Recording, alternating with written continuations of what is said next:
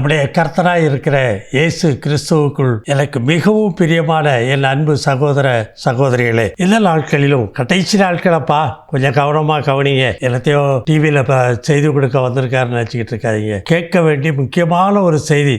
சபைகளில் இதெல்லாம் கொடுக்குறாங்களா என்ன தெரியாது. உன்னுடைய வாழ்க்கையில் வெற்றியுள்ள ஒரு கிறிஸ்தவ வாழ்க்கையாக அமையணும்னு நினச்சா என்ன செய்யணும் அப்படின்னு சொன்னால், எதை தேடணும் அப்படின்னு பார்ப்பீங்களே. ஆனால் மத்தேயு 6:33 சொல்கிறாரு, முதலாவது தேவனுடைய ராஜ்யத்தையும் அவருடைய நீதியை தேடிக்கோ, அதுக்கப்புறம் மற்ற எல்லாம் அவைகளெல்லாம் உனக்கு சேர்த்து கூட கொடுக்கப்படுங்காரு. இதை தேடாமல் விட்டாதேங்காரு. குமாரனுடைய ராஜ்யம் இந்த உலகத்தில் பூமியில் கொண்டு வந்துட்டார். அதில் உள்ள நீங்கள் போகணும். அதான் ஞானசானம். யோவான் 3:3 சொல்கிறாரு, ஒருவன் ஜலத்தினாலே மறுபடியும் பிறந்துட்டான்னா அந்த ராஜ்யத்தை பார்ப்பான். பக்கத்தில் வந்துருச்சுங்கிறது, சமீபமாயிட்டுங்கிறது. ஆனால் 3:5 பார்த்தீங்கன்னா, ஜலத்தினாலும் ஆவியினாலும் பிறந்துட்டான்னா அவன் அந்த அனுபவத்துக்குள்ளே உள்ளே கடந்து போயிடுவான். அதனால தான் ராஜ்யத்தில் உட்பிரவேசிப்பான் என்று சொன்னார். சரி, லூக்கா 12:23 பார்த்தீங்கன்னா, ஆகாரத்தை பார்க்கலும் ஜீவனும். வாழ்க்கையில் ஆகாரம் எதுக்குன்னா, இந்த உடம்புல உயிர் இருக்கணும், ஜீவன் இருக்கணும்னு நினைக்கிறீங்க. ஆனால் உங்களுக்குள்ள ஒரு ஜீவனை கொண்டது குமாரன் கொடுக்குறார். உயிர் இல்லை, ஜீவன். அந்த ஜீவன் என்னன்னு பார்க்க போகிறீங்க. ஆனால் அந்த ஜீவன் முக்கியமானது. அதை காத்துக்கொள்ள தெரியணும். அவரால் நமக்கு கொடுக்கப்படுகிற ஒரு ஜீவன். அதற்கு ஆகாரம் இந்த சாதாரண இட்லி தோசை நீங்கள் சாப்பிட்ற ஆகாரங்கள் அல்ல. உடையை பார்க்கணும். இன்னும் நீங்கள் இந்த சரீரமாகிய நிர்வாணம் காணப்படாதபடிக்கு உடை உடுத்துகிறோம்.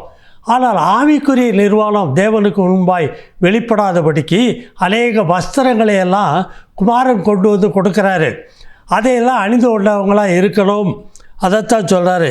அப்படி உங்கள் சரீரமும் விசேஷித்தவைகளாக இருக்கிறது. உலகத்தாருக்கு கொடுக்கப்பட்டிருக்க சரீரம் போல் உன் சரீரம் அல்ல. நீ கிறிஸ்துவிலே சரீரமாக இருக்கிற. இன்னும் அதிகமாக சொல்கிறாரு, அவருக்குள்ளாக வாழ்கிற ஒரு வாழ்க்கை. லூக்கா 12:24 பார்ப்பீங்கன்னு சொன்னால், அப்படி ஏதாவது உங்களுக்கு இந்த உலக பிரகாரமாக எண்ணத்தை புசிப்போம், எண்ணத்தை குடிப்போம், எண்ணத்தை உடுத்துவோங்கிற கவலையே, சரீரத்துக்கு அடுத்த கவலையே இருந்தால் காயங்களை போய் கவனித்துப்பார். அது விதைக்கிறதும் இல்லை, அறுக்கிறதும் இல்லை. பண்டசாலையிலே அதை சேர்க்கிறதே இல்லை. அதுக்கு பண்டசாலையே கிடையாது. இல்லாவிட்டாலும் தேவன் அதையும் பிழைப்பூட்டுகிறார். காகம் என்று சொன்னால் அது தீட்டுள்ள பறவை. பழைய ஏற்பாட்டு காலத்தில் சொல்லப்பட்ட காரியம். துன்மார்க்கருக்கு அது ஒப்பிடப்பட்டு இருக்கிறது. அப்படிப்பட்ட அந்த காகத்தையே அவர் போஷிக்கிறார். காகத்தினுடைய குஞ்சு கதறினா கூட, பசியினால் கதறினா காக்கைக்கும், தள்ளி நோக்கி கூப்பிடுற காக்கை குஞ்சுக்கும் அவர் ஆகாரம் கொடுக்குறாரு. உனக்கு கொடுக்க மாட்டாரா? ஆனால் மேலான ஒரு ஆகாரத்தை நீங்கள் தேடிக்கொள்ள வேண்டி இருக்கிறது. அந்த ஜீவ அப்பம், ஜீவ தண்ணீர், அதெல்லாம் நீங்கள் என்னென்னு பார்க்க போகிறீங்க. இங்கே பார்த்தீங்கன்னா, இன்னும் காட்டு புஷ்பங்களை போய் கவனித்து பாருங்கள்னு சொல்கிறாரு. அது எப்படி வளருது அப்படிங்கிறத கவனித்து பாருங்கள்னாரு. காட்டு புஷ்பம் என்று சொன்னால் உலகத்தில் அழகழகாய் ட்ரெஸ் உடுத்தி அழகிற ஜனங்கள், ஐஸ்வர்யவான், சினிமா நடிகர், நடிகைகள் இதெல்லாம் அதிகமாக இருக்குதுப்பா. இதெல்லாம் உழைக்கிறது இல்லை. ஆத்மாவுக்காக வேண்டி ஆவிக்குரிய உழைப்பு அவங்ககிட்ட இருக்காது. அது நூற்கிறதும் இல்லை.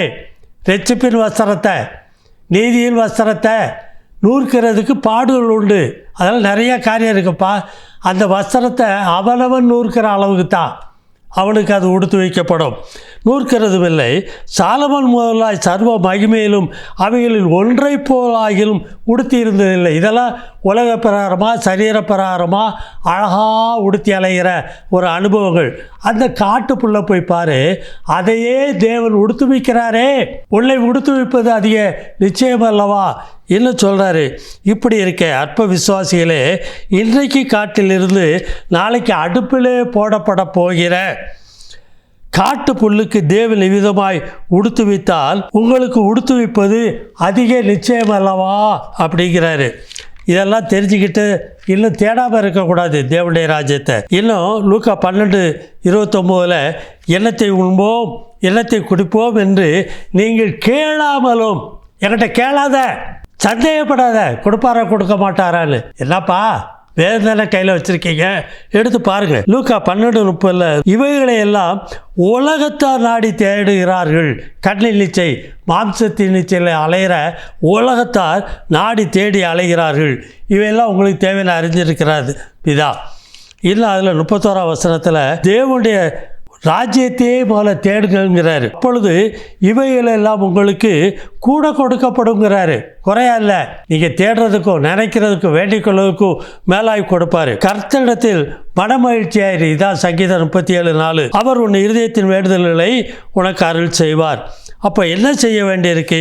மனம் திரும்புங்கள். மனம் திரும்பாதபடிக்கு இதை பார்க்க முடியாது.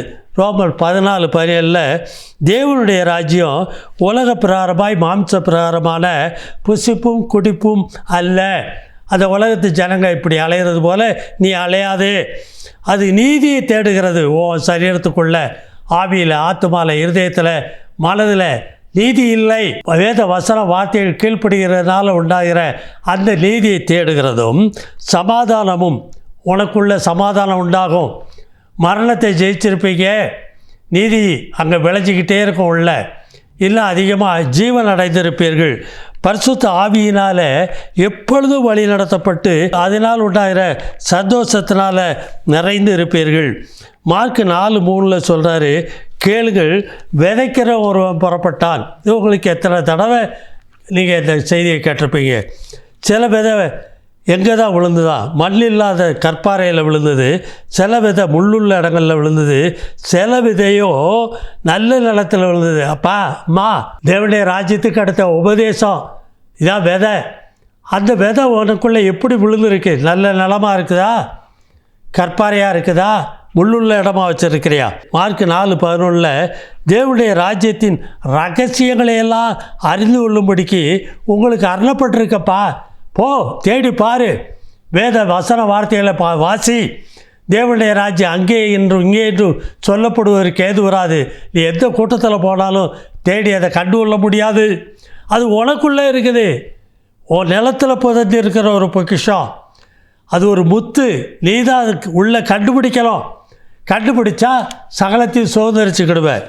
யோவான் 3:3 தான் சொன்னார், மறுபடியும் நீ பிறக்கலைன்னா இந்த ராஜ்யத்தை நீ பார்க்க முடியாது. உன் பக்கத்தில் கொண்டு வந்து அவர் வச்சிருக்கிற அந்த ஆளுகை, இயேசு கிறிஸ்துவனுடைய ஆளுகையை நீ காண முடியாது. 5ஆம் வசனத்தில் ஜலத்தினாலும் ஆவியினாலும் பெறவாவிட்டால் இந்த ராஜ்யத்தின் அனுபவத்தை நீ அனுபவிக்கும்படி அதுக்கு உள்ள நீ பிரவேசிக்க முடியாது. இடுக்கமான வாசல். யோவான் 3:6 பார்க்கீங்கன்னா, மாம்சத்தினால பிறந்தது மாம்சமாகவே இருக்கும், இச்சைக்குரியது.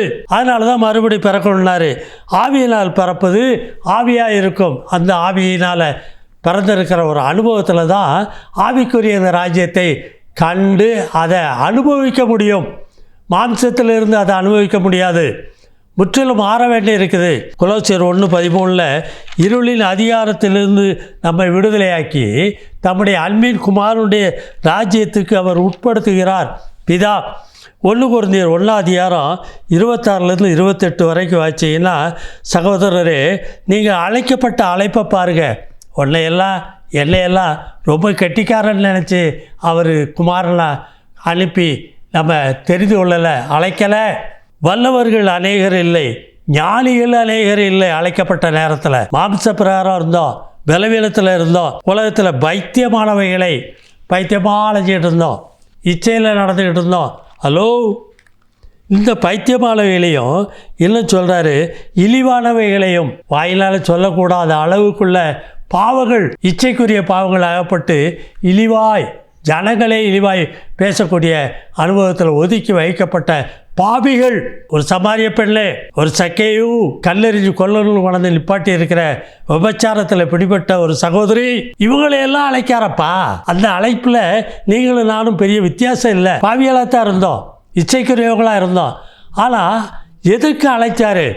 நம்மை குமாரனுடைய சாயலுக்கு ஒப்பாய் மாற்றும்படிக்கு, அவரால் ஆளுகை செய்யப்படும்படிக்கு, புது சிருஷ்டியை ஆக்கும்படிக்கு, நம்மை அவரை போலவே மாற்றும்படிக்கு குமாரனை உள்ள கொடுக்கிறாரு. 1 கொரிந்தியர் 1:30-31 பார்த்தீங்கன்னா, அந்தபடி நீங்கள் அவராலே கிறிஸ்து இயேசுவுக்கு உட்பட்டு இருக்கிறீர்கள். பிதாவால கிறிஸ்துவுக்கு உள்ள உட்படுத்தி வச்சிருக்கிறாரு. அதான் கொலோசியர் 1:13 வாய்ச்சோம். இருளின் அதிகாரத்திலிருந்து நம்மை விடுதலையாக்கி தம்முடைய அன்பின் குமாரனுடைய ராஜ்யத்திற்குள், அதாவது அவர் இந்த பூமியிலே நமக்குள் இருந்து ஆளுகை செய்து நம்மை முற்றிலும் புது சிருஷ்டியாக்கி பிதாவிடத்தில் கொண்டு போய் கரை திரை அற்றவர்களாய் நிறுத்தும்படிக்கு அவர் உள்ளே இருக்காருப்பா.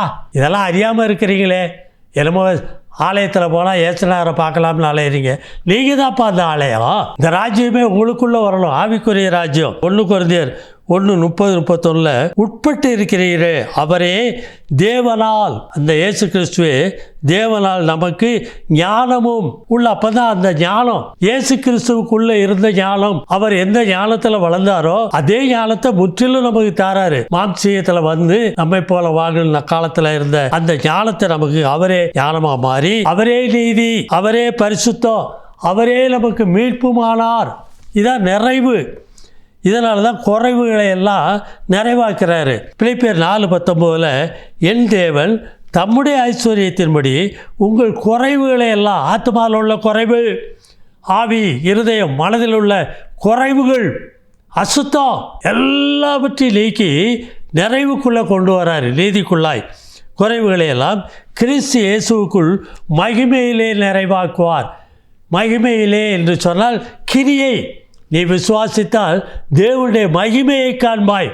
தேவனுடைய கிரியை நம்மை அவரை போலவே மாற்றி இயேசு கிறிஸ்துவை போல அந்த அனுபவத்துக்குள்ளே கொண்டு வருவார். ஒன்றுக்கு கவலைப்படாமல் தேவனை முதல் இடத்துல உங்கள் வாழ்க்கையில் வைங்க. அப்போ தான் இதெல்லாம் அனுபவிக்க முடியும். மரியாள் தன்னை விட்டு எடுபடாத நல்ல பங்கை தெரிந்து கொண்டாள் என்று போன எபிசோடில் நான் அந்த வார்த்தையை குறித்து கொடுத்துருந்தேன். அதுதான் உண்மை. கொலோசியர் 3:1-2 பார்த்தீங்கன்னா, மேலானவைகளே தேடுங்கள், உலகத்துக்கு அடுத்ததில்லை. இதெல்லாம் மாயை, உன்னை விட்டு எடுபட்டு போகக்கூடிய பங்கு. இன்னும் சொல்கிறாரு, மேலானவைகளே சிந்தியுங்கள். அதைத்தான் சிந்திக்கணுமா. இதான் 1 சங்கீதம் 1 2 அவர் சொல்கிறார். 1 தீமோத்தேயு 6:6-8 வரைக்கும் போதுமன்ற மனதுடனே கூடிய தேவ பக்தியே மிகுந்த ஆதாயம். உலகத்தில் இல்லை வேணும், அது வேணும், இது இல்லை. உனக்கு போதும் என்கிற மனதோடு கூட இருக்கிற ஒரு அனுபவம் தெரியணும் கர்த்தர் கொடுத்துருக்கிற காரியத்தில். இன்னும் சொல்கிறார் மத்தேயு 6:19-21 பரலோகத்தில் உங்கள் பொக்கிஷத்தை சேர்த்து வையுங்கள். உங்கள் பொக்கிஷம் எங்கே இருக்குதோ அங்கே தான் உன் இருதயம் இருக்கும். உலகத்தில் உள்ளவைகளையே உனக்கு பொக்கிஷமாக நினச்சிக்கிட்டு இருந்தால் உன் இருதயம் அங்கே தான் இருக்கும். உன்னை மாற்ற முடியாது. உன் இருதயத்தை கர்த்தர் மாற்ற முடியாது. தெளிவாக சொல்கிறாரு. ஆகவே மத்தேயு 13:44-46 தேவனுடைய ராஜ்யத்தை நிலத்தில் புதைந்திருக்கிற ஒரு பொக்கிஷமாக இருக்குது, அதே கண்டுகொள்ளுன்னு சொல்கிறாரு. ஹல்லேலூயா, ஹல்லேலூயா. ஜெபம் பண்ணுவோமா? பெரிய காரியப்பா. வெற்றியுள்ள ஒரு கிறிஸ்தவ வாழ்க்கை வாழ தெரியணும். சும்மா ஏனோதானன்னு பேர் வச்சுக்கிட்டு பண்டிகை கொண்டாடிக்கிட்டு ஆலயத்துக்கு நான் அதை செஞ்சேன், இதை செஞ்சேன், இன்னும் செய்வேன், என் பேரை அதில் எழுதி வைப்பேன், இது இல்லைப்பா. தப்பிச்சுக்கோ.